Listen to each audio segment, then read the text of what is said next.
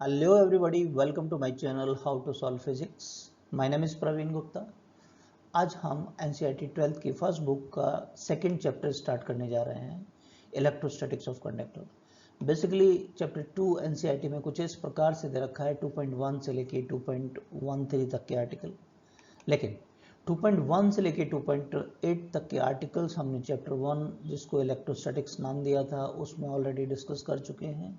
तो जो भी रेफ़र करना चाहें हम डिस्क्रिप्शन बॉक्स में प्लेलिस्ट दे देंगे, तो आप इनको रेफ़र कर सकते हैं।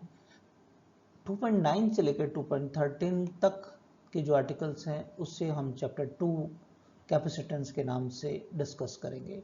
तो वेरी फर्स्ट लेक्चर होने वाला है इलेक्ट्रोस्टैटिक्स ऑफ कंडक्टर आज का। फिर सेकेंड लेक्चर में हम कैपेसिटर और कैपेसिटेंस में रिलेशन, पैरेलल प्लेट कैपेसिटर, इसी में spherical capacitor and cylindrical capacitor को भी डिस्कस करेंगे। फाइन। और थर्ड लेक्चर लेंगे हम डाइलेक्ट्रिक एंड पोलराइजेशन, साथ ही में effect of dielectric and capacitance. इस चैप्टर के अंदर हम एक और आर्टिकल डिस्कस करेंगे लेक्चर 4th के अंदर, कॉम्बिनेशन ऑफ कैपेसिटर्स, जिसमें कि सीरीज और पैरेलल कैपेसिटर्स, मिक्स कॉम्बिनेशंस और उस पर कैसे न्यूमेरिकल्स डील करते हैं। तो चलिए लेक्चर फर्स्ट स्टार्ट करते हैं, इलेक्ट्रोस्टैटिक्स ऑफ द कंडक्टर। इसमें हम वेरी फर्स्ट आर्टिकल लेने जा रहे हैं, behaviour of conductors in the electrostatic field. कि जैसे इलेक्ट्रोस्टैटिक फील्ड में किसी कंडक्टर रखते हैं तो हमें पता है इलेक्ट्रिक फील्ड इनसाइड में नहीं होता है, बाहर होता है ना। क्यों होता है उसका जवाब जानेंगे। चार्ज इनसाइड में नहीं होता है, केवल बाहर होता है ना। इलेक्ट्रोस्टैटिक प्रेशर किस तरीके से बिहेव करता है उस पर, और डिफरेंट प्रॉपर्टीज। फिर चार्ज सॉफ्ट बबल, अगर एक सॉफ्ट बबल को चार्ज किया जाए तो चार्ज डेंसिटी क्या होती है, उसको पॉजिटिव या नेगेटिव चार्ज करें उसका साइज क्यों बढ़ता है। After that formation of big drop, बहुत सारी छोटी छोटी बूंदों से, स्मॉल ड्रॉपलेट से। डिफरेंट उसकी प्रॉपर्टीज को देखेंगे, जैसे कि इलेक्ट्रिक कैपेसिटेंस क्या है इसका, इलेक्ट्रिक फील्ड क्या होगा, electric potential, potential energy etcetera. और कुछ टेक्निक्स देखेंगे सभी को एक साथ याद रखने का। और फाइनल इसमें आर्टिकल होगा charge distribution of surface of conductor, जो कि lecture second capacitor and capacitance का बेस बनेगा कि कंडक्टर पे चार्ज का डिस्ट्रीब्यूशन कैसे होता है। तो चलिए शुरू करते हैं इलेक्ट्रोस्टैटिक्स ऑफ कंडक्टर का first article, behaviour of conductors in the electrostatic field. Inside a conductor electrostatic field zero होता है। क्यों होता है देखते हैं। मान लीजिए एक एक्सटर्नल इलेक्ट्रिक फील्ड है E0, इसमें कंडक्टर को प्लेस करें तो होता क्या है। सबसे पहले जैसे ही कंडक्टर को प्लेस किया जाता है तो इसमें जो फ्री इलेक्ट्रॉन्स हैं वो ड्रिफ्ट होते हैं इलेक्ट्रिक फील्ड के अपोजिट डायरेक्शन में। हमने देखा था कि जो नेगेटिव चार्ज है इलेक्ट्रिक फील्ड के अपोजिट डायरेक्शन में मूवमेंट करता है, पॉजिटिव चार्ज अगर प्लेस किया जाता है इलेक्ट्रिक फील्ड में तो इलेक्ट्रिक फील्ड की डायरेक्शन में। तो इलेक्ट्रॉन है वो ड्रिफ्ट होते हैं इलेक्ट्रिक फील्ड के अपोजिट डायरेक्शन में, यानी पॉजिटिव प्लेट की तरफ आना चाहेंगे, सरफेस पर आ जाएंगे और अपने पीछे living behind the positive core, right. तो जिसको हम कह देंगे पॉजिटिव चार्ज इंड्यूस हो गया है। अब इनसाइड द कंडक्टर ये पोलराइज्ड इलेक्ट्रिक फील्ड डेवलप हो गया है जिसकी डायरेक्शन अप्लाइड इलेक्ट्रिक फील्ड के अपोजिट है। इक्विलिब्रियम में ये दोनों फील्ड आपस में बराबर हो जाते हैं, तो नेट इलेक्ट्रिक फील्ड इसमें कितना हो जाता है, जीरो। कितना हो जाता है, जीरो। तो हम कह सकते हैं कि चार्ज कंडक्टर के अंदर इलेक्ट्रिक फील्ड कितना हो जाता है, जीरो। इस प्रॉपर्टी को काम में लेते हैं इलेक्ट्रोस्टैटिक शील्डिंग के रूप में। कैसे कि जब भी किसी कंडक्टर चाहे सॉलिड हो चाहे हॉलो हो तो उसमें कोई फील्ड नहीं होता है, जो लाइन ऑफ फोर्सेज होती हैं केवल बाहर बाहर रहती हैं। ये इंड्यूस हो गया था नेगेटिव चार्ज इधर, ये पॉजिटिव चार्ज इंड्यूस हो गया था, लाइन ऑफ फोर्सेज केवल बाहर बाहर रहती है। चाहे सॉलिड रखें चाहे हॉलो रख दें हम, इन साइड में इलेक्ट्रिक फील्ड कितना होता है, जीरो। फाइन। यानी इसमें जो भी इलेक्ट्रिकल डिवाइसेस रखे जाएंगे इस कैविटी के अंदर वो एक्सटर्नल इलेक्ट्रिक फील्ड से सेफ रहेंगे, इसको कहते हैं इलेक्ट्रोस्टैटिक शील्डिंग। फाइन। फिर एक इंपॉर्टेंट बात कि कंडक्टर की ज्योमेट्री कोई से भी हो, electric field outside, outside I mean to say nearby the surface of the charge conductor, हमेशा इस रिलेशन से दे सकते हैं सिग्मा बाई एप्सिलॉन नॉट। आपको याद होगा इलेक्ट्रोस्टैटिक में हमने डिस्कस किया था चार्ज प्लेट के लिए इलेक्ट्रिक फील्ड कि इस पे दो लेयर्स होती हैं, एक लेफ्ट में राइट में, और नेट जो इलेक्ट्रिक फील्ड होता है चाहे लेफ्ट हैंड साइड में देखें चाहे राइट हैंड साइड में, दोनों की वैल्यू कितनी होती है, sigma by epsilon not. Shape से मतलब नहीं है। ओके, एप्लीकेशन ऑफ गॉसियस लॉ का जो फर्स्ट लेक्चर था उसमें हमने देखा था कि स्फेरिकल जो कंडक्टर है उसके लिए सरफेस पर जो इलेक्ट्रिक फील्ड होता है K Q by R square, उसको कुछ हम ऐसा लिख सकते हैं के की वैल्यू रखकर। सिग्मा जो सरफेस चार्ज डेंसिटी होती है उसकी टर्म्स में यदि चेंज करना चाहें तो Q by 4 pi R square क्या होता है, सिग्मा। तो इवन स्फेरिकल कंडक्टर की बात करें अपन, ओके, तो जो इलेक्ट्रिक फील्ड आएगा उससे सिग्मा बाई एप्सिलॉन नॉट लिख सकते हैं। तो अब आपको याद रखना है शेप कैसे भी हो उससे मतलब नहीं है, electric field intensity near by the surface of the conductor always sigma by epsilon nought. Clear? Eight the surface of charge conductor electrostatic field हमेशा हमेशा नॉर्मल होता है। क्यों नॉर्मल होता है? क्योंकि कोई भी सरफेस करंट इलेक्ट्रोस्टैटिक्स में नहीं पाई जाती है। थोड़ी देर के लिए मान लेते हैं कि अपार्ट फ्रॉम 90 डिग्री किसी एंगल पर इलेक्ट्रिक फील्ड है, इस पर जो चार्ज है इसकी वजह से, राइट। तो इसके दो कंपोनेंट हो सकते हैं, है ना, एक तो नॉर्मल होगा एक टेंजेंट होगा एंगल पर एक कंपोनेंट ई कॉस थीटा मैंने लिया। तो at that point of the surface which tends to accelerate the charge, तो एक सरफेस करंट उस चार्ज को लेके जानी चाहिए, लेकिन कोई भी इलेक्ट्रोस्टैटिक्स में सरफेस पर कोई करंट नहीं पाई जाती है। तो इट कैरी द मीनिंग कि थीटा जो होगा क्या होगा, हमेशा 90 डिग्री होगा सरफेस के साथ में, राइट। तो ई कॉस थीटा कंपोनेंट कितना हो जाएगा आपका, 0। टेंजेंशियल कंपोनेंट नहीं होगा, तो इसलिए हम कह सकते हैं इलेक्ट्रोस्टैटिक फील्ड हमेशा हमेशा सरफेस के हर एक पॉइंट पर क्या होगा, नॉर्मल होगा। जैसे कि एक चार्ज कंडक्टर मेरे पास है या electrostatic field line of forces दिखाना चाहें तो हमेशा परपेंडिकुलर टू द सरफेस होती है ना। ये इलेक्ट्रिक लाइन ऑफ फोर्सेस में भी प्रॉपर्टी में देखा था हमने इस लेक्चर्स में।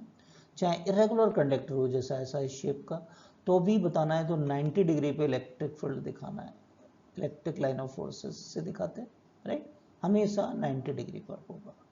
तो क्लियर हो गई थर्ड प्रॉपर्टी। फिर charge always reside on the surface of the conductor, conductor को अगर चार्ज देते हैं तो वो केवल और केवल सरफेस पर रहता है, इनसाइड में नहीं रहता है। क्यों? मान लो एक कंडक्टर है, इंसुलेटिंग थ्रेड से उसको सस्पेंड कर रहे हैं हम और किसी एक्सटर्नल सोर्स से उसको चार्ज देने जा रहे हैं हम, किसी भी ये चार्ज इसको हम देने जा रहे हैं, राइट। तो होता क्या है, केवल केवल सरफेस पे आ जाता है। इस बात को प्रूव करते हैं,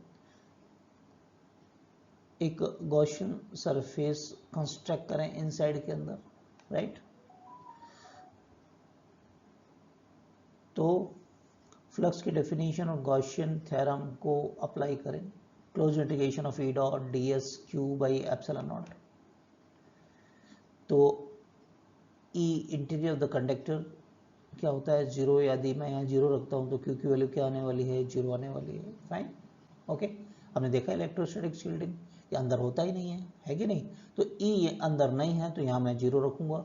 जब यहाँ 0 अपन प्लेस करेंगे तो क्यू की वैल्यू क्या आनी है, 0। तो व्हाट कंक्लूडेड कि इनसाइड में कोई चार्ज नहीं होगा, इस कंडक्टर को चार्ज देंगे केवल केवल सरफेस पे आने वाला है। क्लियर?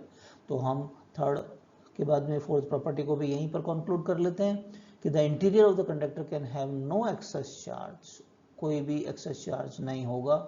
एक्सेस चार्ज होते ही पॉजिटिव या नेगेटिव चार्ज हमको बोलना पड़ेगा, है ना, okay, in static condition. Next बात, electric potential is constant throughout the volume of the conductor, inside में जो होगा वही सरफेस पर भी होगा। इलेक्ट्रोस्टैटिक पोटेंशियल के लेक्चर में हमने इसको डिस्कस किया था कि ई और वोल्टेज में ये रिलेशन होता है, E equal to minus D V by D R, या ई डॉट डी आर को ऐसा लिख सकते हैं, फाइन, ओके। जैसे कंडक्टर हमारे पास है, तो अब ई तो 0 होता है इनसाइड में, राइट, तो यहाँ 0 रख दें अपन, लिमिट्स रख दें। तो यहाँ से हम कंक्लूड करते हैं कि इनसाइड में जो पोटेंशियल है वो सरफेस के बराबर होगा। सरफेस पर किसी कंडक्टर पोटेंशियल क्या होता है, K Q R by are. तो हम कह सकते हैं कि potential through out the volume, volume में दोनों बात हो गई, इनसाइड और आउटसाइड, कांस्टेंट होता है। It is valid for every geometry, चाहे हमने एक एग्जांपल लेकर स्फेरिकल के लिए डिस्कस किया है कि कंडक्टर की ज्योमेट्री कैसी भी हो, इरेगुलर हो, इसे कुछ पॉइंट्स ले लें ए बी सी डी और एक इनसाइड में पॉइंट है हमारे पास आई, राइट। तो ये रिलेशन जो कहता है हमारा कि इनसाइड में और सरफेस पर इक्वल होगा, तो सरफेस का कोई भी पॉइंट ले लें ए बी सी डी, उन पर जो इलेक्ट्रोस्टैटिक पोटेंशियल होगा वो इनसाइड पोटेंशियल के ही बराबर होगा।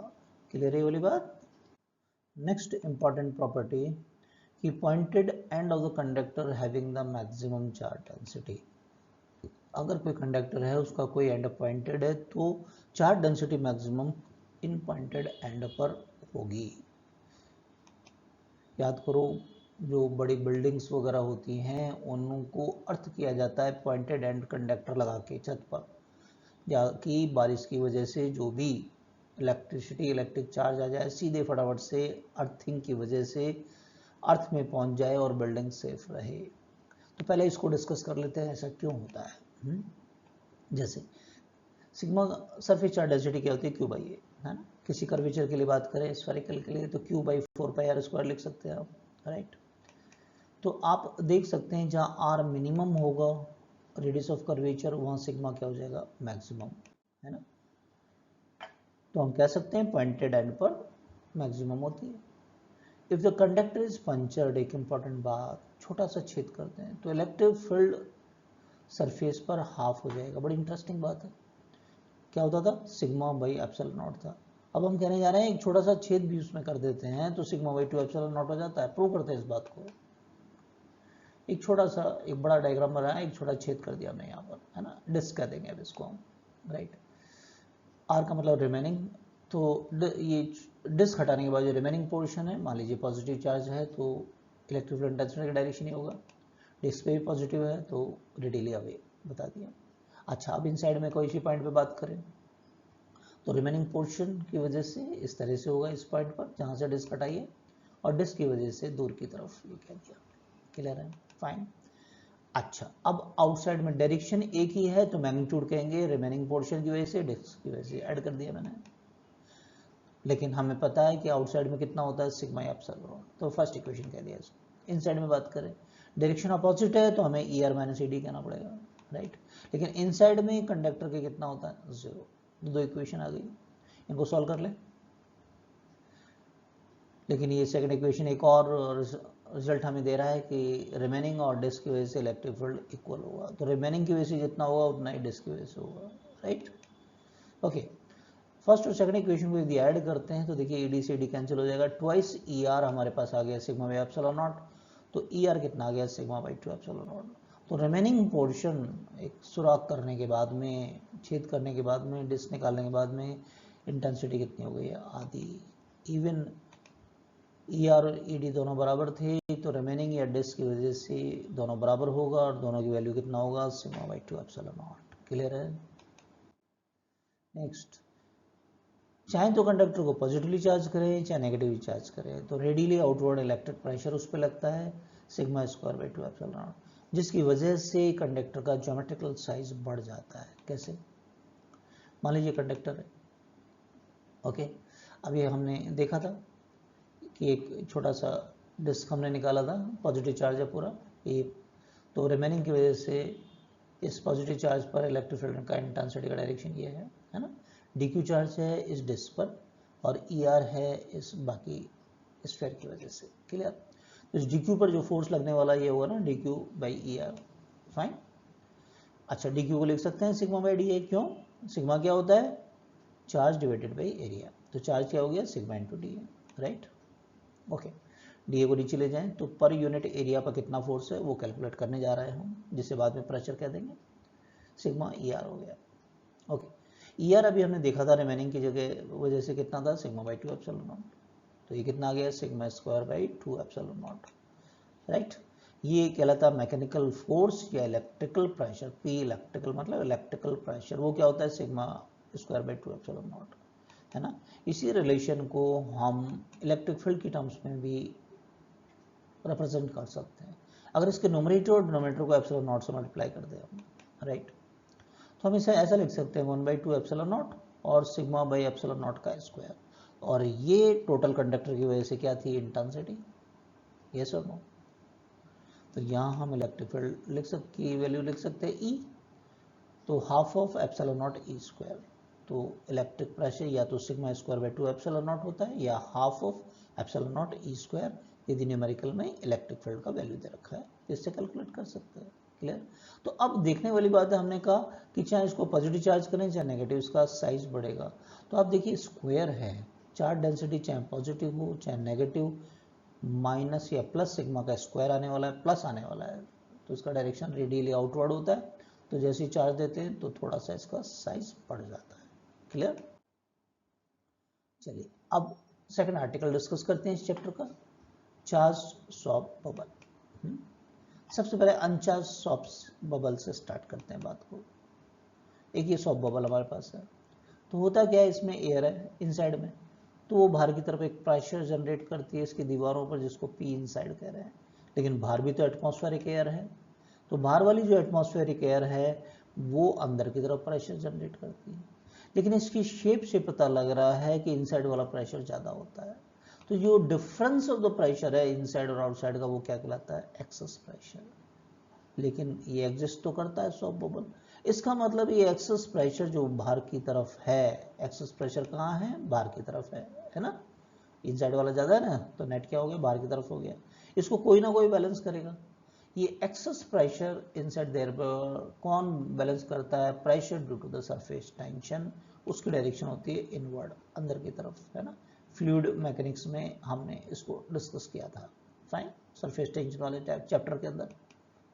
ओके, तो एक्सेस प्रेशर बैलेंस किया जाता है सरफेस टेंशन की वजह से, और स्वैप बबल की वजह से जो एक्सेस प्रेशर होता है पीटी की वैल्यू वो क्या होता है, 40/R। तो जब तक इसको चार्ज नहीं कर रहे हैं तो एक्सेस प्रेशर की वैल्यू कितनी होती है, 40/R। क्लियर। चलिए अब इसको चार्ज कर लेते हैं, सेकंड केस ले लेते हैं, चार्ज स्वैप बबल। अभी हमने देखा कि एक्सेस प्रेशर सरफेस टेंशन की वजह से। अब इसको चार्ज करते हैं, इसको चार्ज दे दिया, तो होता क्या है, हमने देखा था किसी भी कंडक्टर को चार्ज देते हैं तो रेडियली आउटवर्ड इलेक्ट्रिक प्रेशर और काम करने लगता है ना। तो एडिशनली आउटवर्ड इलेक्ट्रिक प्रेशर और काम करने लगेगा बाहर की तरफ, राइट। डायरेक्शन नजर आ रही है, रेडियली आउटवर्ड, राइट। तो अब इलेक्ट्रिक प्रेशर जो सिग्मा स्क्वायर और 2 एप्सिलॉन नॉट, और तो इक्विलिब्रियम में यदि हम बात करते हैं तो एक्सेस प्रेशर भी बाहर की तरफ है, इलेक्ट्रिक प्रेशर भी बाहर की तरफ है, इनका सम कौन बैलेंस करेगा, केवल सरफेस टेंशन, राइट। यदि inside air pressure is approximately equal हो, ज़्यादा डिफरेंस नहीं हो, तो हम उसको जीरो मान सकते हैं। तो इक्विलिब्रियम में एक्सेस प्रेशर उस केस में जीरो, तो इलेक्ट्रिक प्रेशर की न्यूमेरिकल वैल्यू बेसिकली इससे काफ़ी ज़्यादा होती है, राइट। तो वो हो गया सिग पी टी के बराबर, राइट। आप वैसे देख सकते हैं एप्सिलॉन नॉट की वैल्यू आपको पता है 8.85 10⁻12, तो ऊपर जाके कितना हो गया, प्लस 10⁻12, और ये जो आपका प्रेशर होता है 10⁻5 में होता है एटमॉस्फेरिक प्रेशर, तो 10⁻12 तो बहुत ज़्यादा हो गया, आप समझ सकते हैं। तो ये नेग्लिजिबल हो जाता है इसके कंपेयर में, है ना। वैसे भी तो हम कह सकते हैं कि इलेक्ट्रिक प्रेशर अप्रॉक्सीमेटली किसके बराबर हो गया, सरफेस टेंशन की वजह से प्रेशर। क्लियर है। अब इस पर क्वेश्चंस कैसे बनते हैं वो अपन देख लेते हैं। Very first question, find charge density on the charge soap bubble in equilibrium. Equilibrium में हमने देखा था इनसाइड में प्रेशर है, आउटसाइड में प्रेशर है, इनका डिफरेंस एक्सेस प्रेशर का था, इलेक्ट्रिक प्रेशर आउटवर्ड है, सरफेस टेंशन बैलेंस कर रहा था, राइट। ओके, और अल्टीमेटली न्यूमेरिकल वैल्यू ज़्यादा होती है इलेक्ट्रिक प्रेशर की, तो हमने कह दिया था इलेक्ट्रिक प्रेशर जो है वो सरफेस टेंशन की वजह से प्रेशर द्वारा बैलेंस किया जाएगा। ओके, तो दोनों को इक्वेट कर लेते हैं जिससे चार्ज डेंसिटी फाइंड हो जाए। सिग्मा स्क्वायर हो जाएगा 8 epsilon nought T R, square root में कहेंगे तो कितना हो जाएगा, square root of 8 epsilon nought T by R. Clear. Second question, find electric field intensity near the surface of the charge soap bubble equilibrium. Charge soap bubble है, equilibrium में है, इस पे इलेक्ट्रिक फील्ड इंटेंसिटी दिखा है radially outward, sigma charge density है। हमने देखा था इलेक्ट्रिक फील्ड क्या होता है, sigma by epsilon nought, right. और सिग्मा की वैल्यू अभी फाइंड की हमने प्रीवियस क्वेश्चन में, रख दें square root of 8 epsilon nought T by R. ये रूट में जो है एक इसको कैंसिल करेगा तो नीचे रूट में रह जाएगा, तो इलेक्ट्रिक फील्ड कितना हो गया, square root of 8 T by epsilon nought R. Fine. Next question, find electric potential at the surface of the charge of bubble in equilibrium. Charge of bubble है, राइट। इलेक्ट्रिक फील्ड और electric potential में relation ऐसा लिख सकते हैं, V equal to E by R. कैसे? V क्या होता है, के क्यू बाई आर, और E क्या होता है, K Q by R square. तो R से R कैंसिल होगा, तो समझ में आई बात, राइट। और E क्या होता है, sigma by epsilon naught. Sigma की टर्म्स में बात कर रहे हैं अपन, right. R by epsilon naught और सिग्मा की वैल्यू रख दी, हमने ड्राइव की थी वाली बात। अब देखिए, एक R इसके साथ कैंसिल होगा तो स्क्वायर रूट में R न्यूमरेटर में रहेगा, और एप्सिलॉन नॉट इससे कैंसिल होगा तो एप्सिलॉन नॉट नीचे आ जाने वाला है स्क्वायर रूट के अंदर। क्लियर है? तो V आ गया स्क्वायर रूट में 8RT by epsilon nought. Clear? Next question, find total charge at the surface of the charge of bubble in equilibrium. एक चार्ज ऑफ बबल है, चार्ज डेंसिटी सिग्मा है, right. Sigma क्या था, first में देखा था हमने 8 epsilon nought T by R, right. मान लीजिए टोटल चार्ज जो है वो कैपिटल Q है इस पर, ओके। तो सिग्मा को चार्ज के टर्म्स में ऐसा लिख सकते हैं, Q by 4 pi R square. Cross multiply कर दें और इसको स्क्वायर रूट में ले जाएं हम, तो 16 पाई स्क्वायर R4 लेके जाएंगे। तो उसको सॉल्व करें, वीडियो को पॉज करके सॉल्व करके देखो क्या ये आ रहा है।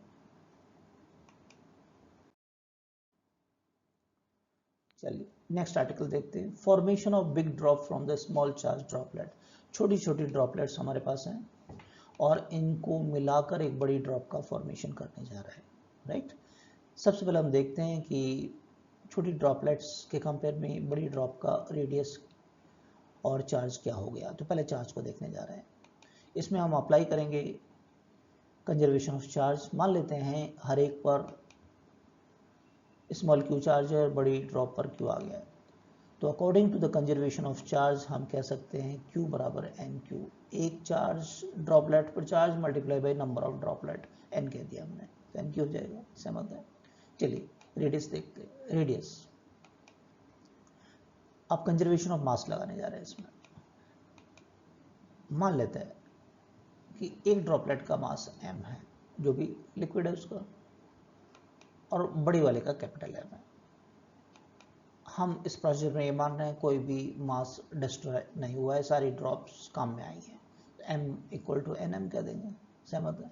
अब मास को लिख सकते हैं वॉल्यूम इनटू डेंसिटी, राइट। मान लीजिए हर एक ड्रॉप की रेडियस, ड्रॉपलेट की रेडियस r है और बड़े वाले की रेडियस कैपिटल R है, राइट। तो 4/3 पाई आर क्यूब रो इस लिक्विड की डेंसिटी है, n number of droplets, mass एक छोटी ड्रॉपलेट का, 4/3 pi r cube multiply by rho. Rho से रो कैंसिल हो जाएगा, 4/3 पाई कैंसिल हो जाएगा, तो क्या बचेगा, R cube is equal to N. 1/3 power ले लेते हैं दोनों तरफ अपन, राइट। तो क्या आ जाएगा, R equal to N raise to 1/3 R. तो ये रेडियस हो जाएगा।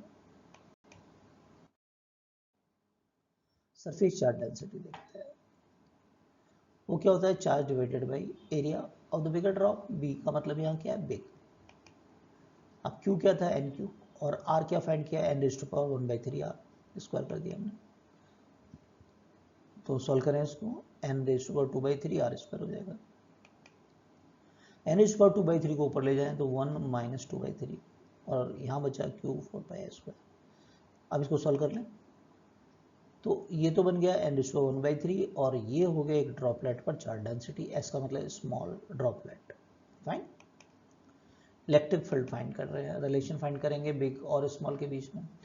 बिग से बात करते हैं, सिग्मा बाई एप्सिलॉन नॉट होता है ना। लेकिन हम देखा कि चार्ज डेंसिटी में रिलेशन ये, अब ये सिग्मा एस और एप्सिलॉन नॉट स्मॉल ड्रॉपलेट पर इलेक्ट्रिक फील्ड इंटेंसिटी बन जाएगा ये, राइट। तो ये रिलेशन होगा। कैपेसिटी की बात करें, बेसिकली आपके लिए नया वर्ड हो सकता है। सेकेंड चैप्टर में स्फेरिकल कंडक्टर हम लोग देखेंगे। स्फेरिकल कंडक्टर के अंदर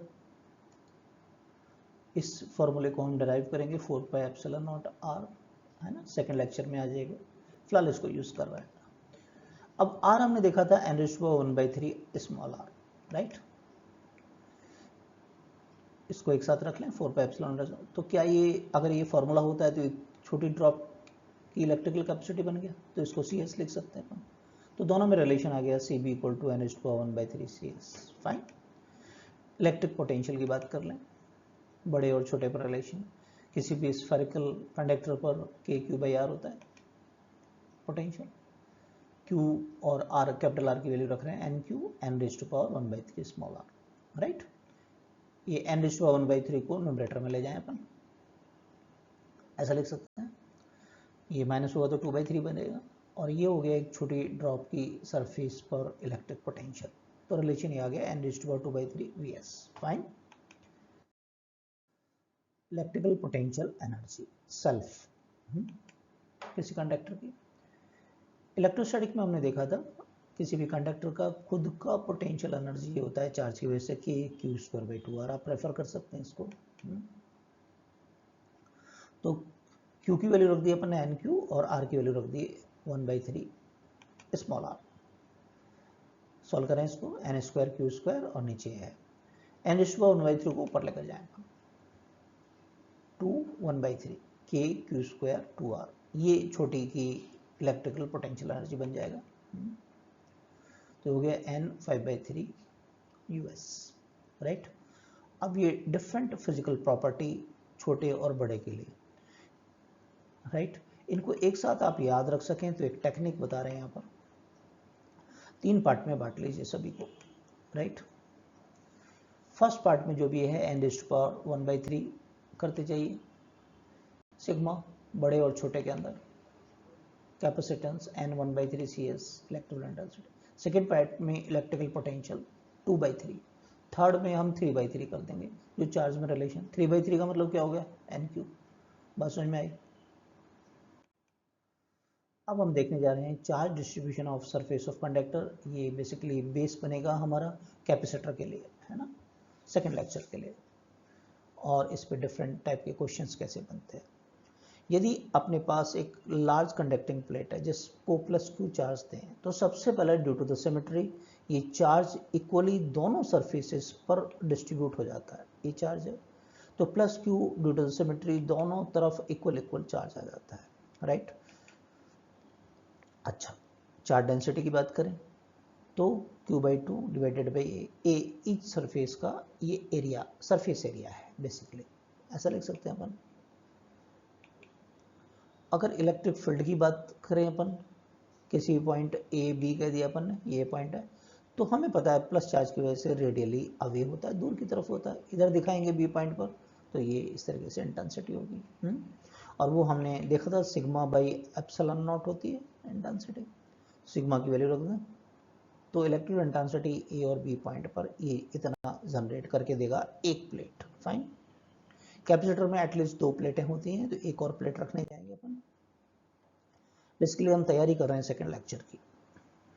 यदि एक अनचार्ज प्लेट को प्लेस कर दें चार्ज शीट के पास में, ये पहली प्लेट थी, इसके पास में एक अनचार्ज प्लेट को रख दिया हमने, राइट। तो होता क्या है, अनचार्ज है, इस पे इंडक्शन से इतना ही -Q/2 आ जाता है। चूंकि ये न्यूट्रल थी तो इस इधर वाले सरफेस पे +Q/2, टोटल कितना हो गया इस पे 0। सिंपल डिस्ट्रीब्यूशन है। यहाँ इलेक्ट्रिक फील्ड दिखाएंगे तो इस तरीके से, और यहाँ प्लस से दूर की तरफ, माइनस की तरफ, ये प्लस, ये दूर की तरफ। इलेक्ट्रिक फील्ड का डायरेक्शन ये होता है ना। Okay, on front surface of A equal and opposite charges -Q/2 is induced on the back surface +Q/2 charge induce हो जाता है। A के अब सामने जो अपोजिट सरफेस है वहाँ पे कितना आ जाता है -Q/2, और इसके बैक सरफेस पे कितना आ जाता है +Q/2 सरफेस हो जाता है। B की बात कर लें तो, राइट। तो सिंपल दोबारा से एक बार बात को डिस्कस कर लें, लेकिन यही बेस बनेगा कि एक चार्ज प्लेट है, सबसे पहले चार्ज Q दें तो सिमेट्री से आधा आधा चार्ज डिस्ट्रीब्यूट हो गया। जैसे ही एक दूसरी हम अनचार्ज प्लेट को लेके आते हैं तो इंडक्शन से ये +Q/2 के सामने -Q/2 आ जाता है, और 0 था ना total charge, conservation of charge से, तो यहाँ +Q/2 आना चाहिए, जब तो 0 होगा। एक बात, इतनी सी बात हुई है। लेकिन इससे कंक्लूड करते हैं कुछ बातों को कि in a system of large parallel conducting plates, जितने भी कैपेसिटर हैं उसमें पैरेलल प्लेट्स रखेंगे अपन। तो फेसिंग जो सरफेसेस हैं ये फेसिंग सरफेसेस कहलाएंगे, ये वाला और ये वाला फेसिंग सरफेस कहलाएगा। इन पर इक्वल एंड अपोजिट चार्जेस आता है, जितना यहाँ है उतना ही आएगा लेकिन अपोजिट नेचर का आएगा। क्लियर है? Right, okay. और फ्री सरफेस का मतलब ये वाला फ्री सरफेसेस। तो इन फ्री सरफेसेस की बात करें तो क्या ये जो चार्ज था सिस्टम पर उसका टोटल चार्ज का आधा आधा आया है। सिस्टम पर टोटल चार्ज कितना था, प्लस क्यू था, उसका आधा आधा डिस्ट्रीब्यूट हुआ। तो ये टेक्निक बेसिक कॉन्सेप्ट बनेगा हमारे चार्ज डिस्ट्रीब्यूशन का। तो इसको पक्का करते हैं कुछ क्वेश्चन की मदद से। ये क्वेश्चन ले लेते हैं स्क्रीन पर। Find charge distribution on each surface. दो प्लेट ले ली मैंने, एक को Q1 दे दिया, दूसरे को Q2 दे दिया, राइट। अब डिस्ट्रीब्यूशन देखते हैं। सबसे पहले हम क्या देखते हैं, स्टार्ट करो कि पूरे सिस्टम पर जो चार्ज होता है उसका आधा आधा डिस्ट्रीब्यूट होता है फ्री सरफेस पर। तो सिस्टम पर total charge Q1 plus Q2 उसका आधा इधर आएगा, इतना ही चार्ज इधर आएगा फ्री सरफेसेस पे। ठीक बात है। कंजर्वेशन ऑफ चार्ज लगाइए क्योंकि ये आइसोलेटेड है, अर्थ से नहीं जुड़ी हुई है। तो Q1 में से इसको माइनस करेंगे, बचा हुआ चार्ज यहाँ रहेगा। Q1 में से माइनस करिए, करके देखो पॉज करके क्या ये आ रहा है, राइट। फिर हमने क्या देखा था कि अपोजिट जो फेसेस हैं, एक दूसरे को जो फेस कर रहे हैं, उन पर इक्वल एंड अपोजिट आता है, इतना ही, लेकिन माइनस करेंगे तो ये प्लस हो जाएगा, ये माइनस हो जाएगा आपका, है ना। या आप ये भी कर सकते हो, इसको Q2 में से माइनस करके देखो, या देख लो ये प्लस हो गया, ये माइनस हो गया। क्वेश्चन सॉल्व हो गया, समझ में आ गया चार्ज डिस्ट्रीब्यूशन। दूसरा क्वेश्चन लेते हैं और पक्का करते हैं। इस बार 3 प्लेटें ले ली मैंने, एक पर 2Q, दूसरे पर 4Q, तीसरे पर 8Q, राइट। जब भी डिस्ट्रीब्यूशन करें स्टार्ट करो, सिस्टम का जो टोटल चार्ज है, राइट, उसका आधा फ्री सरफेस से पे जाएगा। तो फ्री सरफेसेस में ये और ये है केवल, राइट। तो टोटल चार्ज कितना है देखिए, 2Q 4Q 6 और 8 14 का आधा 7Q। अब कंजर्वेशन ऑफ चार्ज लगाइए। बेसिकली ऐसे क्वेश्चंस हमने देखा है, जनरली ऐसे करते हैं, इलेक्ट्रिक फील्ड किसी पॉइंट पर फाइंड करते हैं पहले, बहुत लंबा प्रोसीजर होता है, मिस्टेक के चांसेस होते हैं। यहाँ चुटकियों में क्वेश्चन सॉल्व कर लेंगे आप फटाफट से। अब कंजर्वेशन चार्ज से देखिए, 2Q में से इस -7Q को माइनस करेंगे तो -5Q, तो इस सरफेस पे -Q। अब ये फेसिंग सरफेसेस हैं तो इतना ही आएगा 5Q, लेकिन अपोजिट तो +5। कंजर्वेशन चार्ज 4Q में से माइनस कीजिए तो -Q आ गया इस सरफेस पे। क्लियर? देखिए आपका 5Q -Q 4Q हो गया, ओके। अब यहाँ इतना ही आएगा लेकिन अपोजिट आएगा। आप प्लस करके देखो, 7Q और Q क्या हुआ 8Q। समझ में आ गया? एक और ले लेते हैं। Find charge distribution on each surface. इस बार आप ट्राई करना है एक बार, A, B और C के। पॉज करो वीडियो को और करके देखो और फिर चेक करना। सबसे पहले फ्री सरफेसेस पर टोटल का हाफ, टोटल कितना है Q और -2Q, -Q और 3Q कितना हो गया 2Q, 2Q का हाफ कितना हो Q, तो इन पर आना चाहिए Q, राइट। अब Q में से Q को माइनस करेंगे 0, तो इस सरफेस पे 0 रह गया। इक्वल एंड अपोजिट तो 0 0 ही रहेगा यहाँ, तो -2Q में 0 जाएगा तो -2Q आएगा। इक्वल एंड अपोजिट तो यहाँ प्लस का 2Q आएगा। अब खुद देख लो, +2Q और +Q क्या हो गया 3Q। क्लियर हो गया electrostatic of conductor. Next 12th की जो आपकी एनसीईआरटी है फर्स्ट, उसका सेकंड चैप्टर अपना चल रहा है कैपेसिटेंस। इसका सेकंड लेक्चर लेंगे कैपेसिटर एंड कैपेसिटेंस। इसमें पैरेलल प्लेट कैपेसिटर, स्फेरिकल और सिलेंड्रिकल कैपेसिटर को हम डिस्कस करेंगे। तो जो फर्स्ट टाइम आए सब्सक्राइब कीजिए जिससे डिस्कस कर सकें। थैंक यू फॉर वॉचिंग, मिलते हैं नेक्स्ट लेक्चर में।